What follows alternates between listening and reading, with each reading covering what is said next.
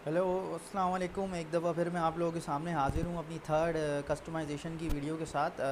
इस learn and earn के course में हम कर रहे हैं वेबसाइट की कस्टमाइज़ेशन।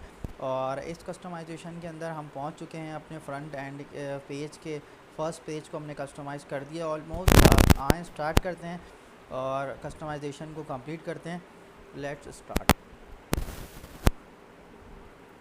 ये हम यहाँ तक पहुँच चुके थे। आपको हमने लास्ट टाइम जगह इसमें ये आवर सर्विसेज को कंप्लीट किया था, फिर आवर कंपनी रेटिंग का ये हमने सेक्शन सेट किया था, टेस्टिमोनियल को हमने यहाँ सेट किया था। अब ये एक सेक्शन हमारे पास गेट आवर कंफर्ट जोन, तो ये अभी हम बाद में सेट करेंगे। सबसे पहले हम कीप इन टच यहाँ पर ये सेट करते हैं और यहाँ पर हम लगाते हैं अपने फॉर्म फॉर्म लगाते हैं।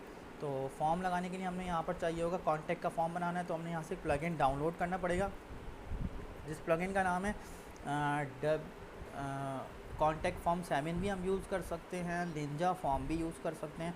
बहुत सारे फॉर्म हैं। अब यहाँ पर बहुत सारे प्लगइन्स हैं, लेकिन हम जो यूज़ करते हैं निंजा फॉर्म यूज़ करते हैं, या फिर कॉन्टैक्ट फॉर्म 7 यूज़ करते हैं, या फिर WP फॉर्म यूज़ करते हैं। लेकिन ये कि फ़िलहाल अभी मैं आपको रिकमेंड करता हूँ, अगर आपके पास पेड फॉर्म आप यूज़ करना चाहते हैं तो सबसे बेहतरीन आपके पास निंजा फॉर्म है। उसके बाद आपके पास कॉन्टैक्ट फॉर्म 7 है, तो फ्री के अंदर जो है वो आपको कॉन्टैक्ट फॉर्म 7 मिल जाएगा। तो आप यहाँ जाएँ, ऐड न्यू प्लगइन पे जाने के बाद कॉन्टैक्ट फॉर्म 7 आप डाउनलोड करें।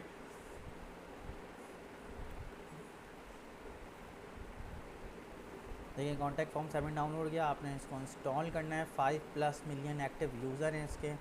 इससे ये हुआ कि आप कॉन्टैक्ट फॉर्म 7 को ईज़िली यूज़ भी कर सकते हैं और इसमें अपनी मर्ज़ी की फ़ील्ड्स भी क्रिएट कर सकते हैं। इसके अलावा अगर मैं आपको निंजा फॉर्म 7 की बात करूं, तो ये देखें आपके पास निंजा फॉर्म 7, निंजा फॉर्म, अगर सिर्फ मैं निंजा फॉर्म के निंजा फॉर्म 7 ही, सिर्फ निंजा फॉर्म ये आपको मिल जाएगा ninjaform.com पे। ड्रैग एंड ड्रॉप वर्डप्रेस का प्लगइन है, ये भी इसी तरह काम करता है जिस तरह पेज बिल्डर पे आप वर्किंग करते हैं। पेज बिल्डर पे आप इसको पेजेस को कस्टमाइज़ करते हैं ड्रैग एंड ड्रॉप करके, इसी तरह इस फॉर्म में भी आप ड्रैग एंड ड्रॉप करके फॉर्म को बना सकते हैं। तो निंजा फॉर्म आपका फॉर्म क्रिएट करने के हवाले से एक बेहतरीन प्लगइन है। लेकिन ये पेड है और इसके कुछ फ़ीचर्स हैं जो कि बड़े इंपॉर्टेंट होते हैं, जैसे कि मल्टी फॉर्म मल्टी पेज वगैरह का फ़ीचर है, तो वो आपको पेड मिलेगा। तो पेड प्लगइन किस तरह यूज़ किए जाते हैं ये भी मैं आपको बताऊंगा। फ़िलहाल अभी हम जो यूज़ कर रहे हैं वो कॉन्टैक्ट फॉर्म 7 यूज़ कर रहे हैं, और कॉन्टैक्ट फॉर्म 7 हमने यहाँ पर अपने प्लगइन के अंदर डाउनलोड कर लिया है। अब हम इसको एक्टिव कर रहे हैं यहाँ से। और अच्छा, एक चीज़ और मैं आपको यहाँ पर बताता चलूँ कि फ़िलहाल तो वो मैं आपको यहाँ पर सिर्फ इसकी बेसिक चीज़ें इस वक्त आपको गाइड कर रहा हूँ, लेकिन जो जो इसकी डीप टॉपिक्स हैं वो भी मैं आपको इन इंडिविजुअल वीडियोस में बताऊँगा। जैसे कि आपने वर्डप्रेस की वेबसाइट में शॉर्ट कोड कैसे यूज़ किया जाता है, बड़ा इंपॉर्टेंट पार्ट है कि शॉर्ट कोड कैसे यूज़ किया जाता है। शॉर्ट कोड से वेबसाइट डेवलपमेंट इजी हो चुकी है। तो ये कैसे होता है, अभी तो देखें हमने कॉन्टैक्ट फॉर्म 7 डाउनलोड करा है, तो शॉर्ट कोड्स की कंप्लीट वीडियो मैं एक अलग से बनाऊंगा। लेकिन अभी आप जो यूज़ करने वाले हैं कॉन्टैक्ट फॉर्म 7, इसमें भी आपको शॉर्ट कोड ही यूज़ करना पड़ेगा। देखिए जैसे ही एक्टिव हो कॉन्टैक्ट फॉर्म 7, आपके सामने लेफ़्ट साइड पे कॉन्टैक्ट का टैब ओपन हो चुका है। मैंने यहाँ कॉन्टैक्ट फॉर्म पे क्लिक किया। क्लिक करने के बाद इसको ओपन कर लिया, आपके सामने ये ओपन हो गया कॉन्टैक्ट फॉर्म। आप देख रहे हैं कॉन्टैक्ट फॉर्म 1, ये लिखा हुआ है आपके सामने शॉर्ट कोड। ये शॉर्ट कोड जब भी आप कॉपी करके किसी भी टेक्स्ट फील्ड के अंदर पेस्ट कर देंगे, तो ये फॉर्म आपके उस पेज पे डिज़ाइन हो जाएगा, आपको डिज़ाइन करने की ज़रूरत नहीं पड़ेगी। अच्छा, अब आप यहाँ से नया फॉर्म भी बना सकते हैं ऐड न्यू करके, या फिर आप ये जो फॉर्म इन्होंने एक बना के डिफ़ॉल्ट फॉर्म आपको दिया हुआ है, आप इसको एडिट भी कर सकते हैं। अगर आप इसको एडिट करते हैं तो इस फॉर्म को हम देख लेते हैं। जो फील्ड्स हमें रिक्वायर्ड होंगी वो फील्ड हम यहाँ पर लिख देंगे। हम इस फॉर्म का नाम कॉन्टैक्ट फॉर्म 1 ही रहने देते हैं। जैसे कि फॉर एग्जांपल लेबल है, लेबल का टैग है, इसमें आपका नाम यूज़र नेम लिखा हुआ है, और ये एक बॉक्स के अंदर लिखा हुआ है टेक्स्ट स्टार योर नेम। तो ये जो चीज़ें देखें यहाँ पर आपको ये टैक्स, ये चीज़ नज़र आ रही है, text email URL tel number date text area. अब ये अगर आप फॉर एग्जांपल डेट लगाना चाहते हैं या फाइल अपलोड बनाना चाहते हैं, तो यहाँ पर आप क्या करेंगे, इसको कॉपी करेंगे। कॉपी करने के बाद इसको यहाँ पर पेस्ट करेंगे। लेबल का मतलब होता है वो नाम जो कि आप सामने यूज़र को दिखाना चाहते हैं। तो यह आपने यहाँ पर लिख दिया जैसे कि CV अपलोड। अब आप यूज़र को बोलेंगे CV अपलोड करो, तो अब आपने CV अपलोड ऑप्शनल के बाद और इसको ये ऑप्शन दे दिया CV अपलोड का। उसके बाद अब आप यहाँ पर फाइल अटैचमेंट का बटन देना चाहते हैं, तो आपको ये यहाँ पर दे रहा है फाइल। आप क्लिक करेंगे, ये आपसे बोला है कि रिक्वायर्ड फील्ड करनी है। रिक्वायर्ड फील्ड मतलब लाजमी आपने CV अटैच करनी है फॉर्म में, अदरवाइज़ फॉर्म सबमिट नहीं होगा। तो मैंने कहा ठीक है, आप अपलोड करने। कह रहा है फ़ाइल साइज़ लिमिट कितनी है, कितनी फ़ाइल का साइज़ होना चाहिए। एक्सेप्टेबल फाइल टाइप्स, अब मल्टीपल टाइप की फ़ाइल्स होती हैं, जैसे कि फॉर एग्जांपल अगर आप MS ऑफिस पे CV बनाते हैं तो डॉक की फ़ाइल होती है, डॉक्यूमेंट की फ़ाइल होती है, डॉक एक्स होती है, या फिर PPT होती है, कोई पावर पॉइंट भी होती है, एक्सेल होती है, और .png में भी कुछ लोग बनाते हैं। PNG इमेज की फ़ाइल टाइप होती है, .jpg होती है। तो ये तमाम एक्सटेंशंस होती हैं किसी भी फ़ाइल की।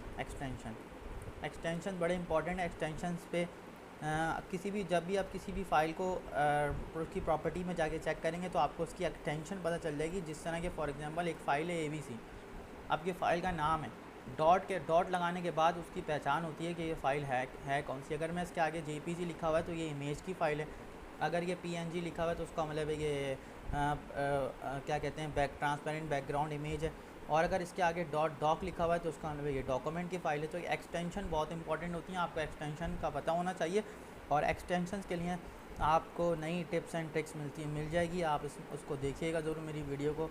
तो ये भी आपको मैं प्रोवाइड करूँगा। ये सारी चीज़ें मैं नोट डाउन करता रहता हूँ और इन फ्यूचर आपको ये सारी चीज़ें मिलती रहेंगी। अच्छा, इंसर्ट कर दिया मैंने ये फ़िलहाल। जब जैसे ही मैंने ये इंसर्ट करा तो ये आपके सामने फॉर्म के अंदर ये बन गया अपलोड फाइल, यूज़र मैसेज और ये तमाम चीज़ें। मैंने इसको सेव कर दिया। अब सेव करने के बाद मैंने इस फॉर्म का ये जो क्या कहते हैं शॉर्ट कोड है, इसको मैंने यहाँ से कॉपी किया। कॉपी करने के बाद मैं यहाँ से चला गया अपने उस पेज पे जिस पे मैं काम कर रहा हूँ। वही वाला पेज है ये मेरा। कौन सा पेज? ऑल पेजेस में जाके होम का पेज है जिसमें मैं काम कर रहा हूँ। आपको पता होगा कि मैं होम पेज को एडिट कर रहा हूँ। ये होम पेज मैंने एडिट कर रहा हूँ यहाँ से, और एडिट करने के बाद मेरे सामने अभी इस वक्त ये एडिट का पेज ओपन हुआ होगा। ठीक है, तो मैं यहाँ से क्लिक करता हूँ। देखें अभी अगर मुझसे ये शॉर्ट कोड मांगता है तो मैं यहाँ पर सर्च कर सकता हूँ शॉर्ट कोड। मैंने यहाँ शॉर्ट कोड लगाया। शॉर्ट कोड में मुझसे शॉर्ट कोड मांग रहा है, मैंने यहाँ पर शॉर्ट कोड पेस्ट किया। पेस्ट करने के बाद मैंने कर दिया अप्लाई। जब मैंने यहाँ पर शॉर्ट कोड अप्लाई करा, आप देखते हैं कि क्या होता है। ये वो फॉर्म जो है वो यहाँ पर डिज़ाइन हो जाएगा, और जो फॉर्म की फील्ड थी वो सारी चीज़ें यहाँ पर आपको मिल जाएंगी। अभी देखते हैं हम ये क्या होता है, यहाँ पर डिज़ाइन होता है। ये देखें आपके सामने फॉर्म डिज़ाइन हो चुका है। First name, your email, subject, message, और वो बटन है जो कि मैंने लिखा था CV अपलोड का। तो फ़िलहाल तो अभी हम ये CV अपलोड का बटन यहाँ पर आ गया है, लेकिन हमारे फॉर्म में हमें CV अपलोड की ज़रूरत नहीं, क्योंकि कांटेक्ट करते वक्त पर्सन को CV की ज़रूरत नहीं होती। तो हम अपने फॉर्म से CV अपलोड वाला टैब जो है वो निकाल देते हैं। निकाल के इसको सेव कर देते हैं, और सेव करने के बाद मैं अपने फॉर्म को सेट कर लेता हूँ। जी, तो हमारे सामने कॉन्टैक्ट का फॉर्म आ चुका है। कॉन्टैक्ट के फॉर्म में एक छोटा सा मसला था। वो ये मसला ये था कि हमारा जो फॉर्म जब बना था तो इसमें हमारी ये जो हेडिंग्स हैं ये ब्लैक कलर में शो हो रही थी, तो ब्लैक बैकग्राउंड था, ब्लैक हेडिंग थी। अब ये जो ब्लैक हेडिंग है ना, ये कॉन्टैक्ट फॉर्म 7 के अंदर उसका CSS कस्टमाइजेशन का ऑप्शन नहीं है।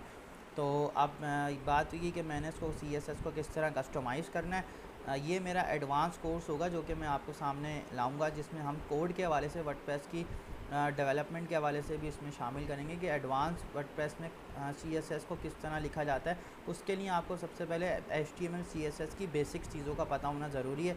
तो हमारा कोर्स जो लर्न एंड एंड का चल रहा है वो तो बिगनर लेवल है, और उसमें हम ये सिखा रहे हैं कि आप किस तरह कस्टमाइज़ करके अर्निंग कर सकते हैं। तो एडवांस लेवल के कोर्स में मैं आपको बहुत सारी चीज़ें इससे रिलेटेड बताऊंगा, कोड के हवाले से होगा वो कंप्लीट।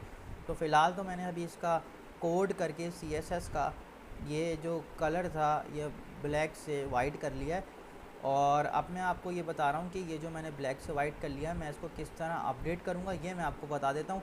कस्टमाइजेशन का ऑप्शन आपको पता होगा यकीनन कि अपीयरेंस में जाके थीम ये कस्टमाइज़ का ऑप्शन होता है। इस कस्टमाइज़ के ऑप्शन के अंदर कस्टमाइज़ CSS एंड जावास्क्रिप्ट होती है। मैंने ये कोड यहाँ पर पेस्ट करा और इसको पब्लिश कर दिया, तो होगा ये कि मेरी थीम के अंदर CSS अपडेट हो जाएगी उस फॉर्म की जिस पे मैंने वर्किंग की है अभी। सही है, तो ये हैगा कि मेरे सामने ये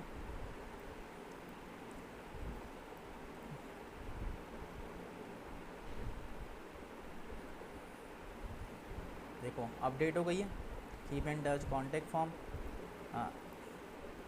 सब्जेक्ट मेल। अब रह गया हमारा ये गूगल का मैप। गूगल मैप मैं आपको बता देता हूँ कि आपने किस तरह गूगल का मैप अप्लाई करना है। अब सबसे पहले तो हम इसको बंद कर देते हैं सारी टैब्स को, क्योंकि हमारा कॉन्टेक्ट फॉर्म कंप्लीट हो चुका है, प्लगइन भी हमारा कंप्लीट हो चुका है। अब हम डैशबोर्ड पे आ जाते हैं डायरेक्ट अपने, और डैशबोर्ड पे आने के बाद हम सबसे पहले अपने पेज पे वापस आते हैं, जिस पेज पे हम काम कर रहे थे।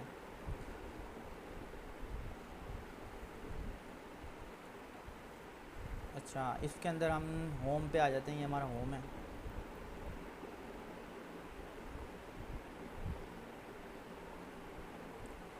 इसको एडिट विद एलिमेंटर करते हैं।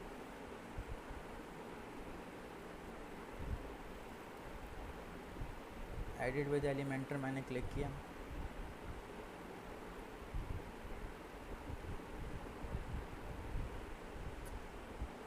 ये देखेंगे ये मेरे पास, अच्छा जी एलिमेंटर ऑन हो गया। ये सामने मेरे फॉर्म खुल गया, मैंने यहाँ क्लिक किया। क्लिक करने के बाद इसके ऊपर यहाँ क्लिक किया तो ये मुझे यहाँ पर फुल विड्थ फॉर्म मेरे पास आ रहा है। और मैं अगर इस फॉर्म को देखना चाहूँ तो ये क्या है मेरे पास, ये क्लिक करा मैंने, ये मुझे लोकेशन इसने मुझे लगा के दिए। Set your Google map API in the Elementor integration setting create and here. अच्छा, एक तो ये कि हम API गूगल मैप API लगा के इसको यूज़ कर सकते हैं। दूसरा लोकेशन दे रहा है। अब आप API लगाएंगे उसमें एक प्रॉब्लम होगी कि वो आपको गेट करनी पड़ेगी और आप उसका एक लंबा प्रोसेस है। तो हम फ़िलहाल ये करते हैं कि हम यहाँ से इसको कर देते हैं रिमूव। इसको हम कर देते हैं यहाँ से इस गूगल मैप को डिलीट कर देते हैं। फ़िलहाल हमने फॉर्म को डिलीट कर दिया। डिलीट करने के बाद कराची गूगल, या हम Pakistan Karachi Google map location, सही है। हमने गूगल मैप लोकेशन कराची को ऑन करा, देखें गूगल मैप पे आ गए। अब ये कराची की लोकेशन ऑन हो गई हमारे सामने। अब ये सारी लोकेशन आ रही है। हमने यहाँ से सिविक सेंटर, एक्सपो सेंटर, चलें हम यहाँ से काम करते हैं, ये एक्सपो सेंटर की लोकेशन देख लेते हैं। एक्सपो सेंटर पे आ गए। अच्छा, एक्सपो सेंटर पे आने के बाद हमने बैक करते हैं वापस, इधर आते हैं, देखें ये आ गए।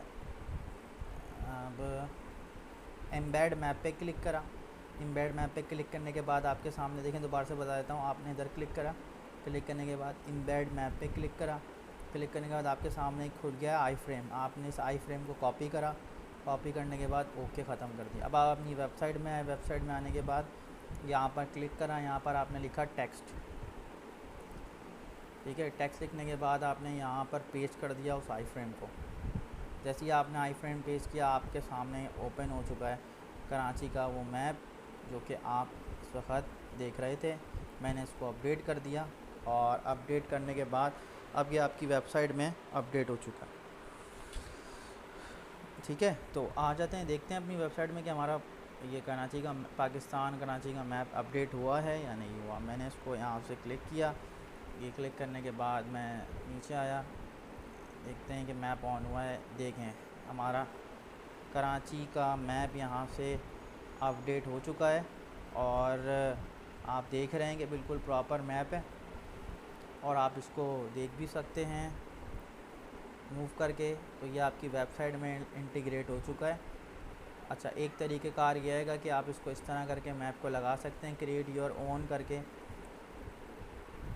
और दूसरा ये है कि आप इसको यहाँ से इस तरह की मैप लोकेशन भी प्रोवाइड कर सकते हैं, ठीक है। तो ये तो हो गया आपका वेबसाइट का फ्रंट पेज कंप्लीट।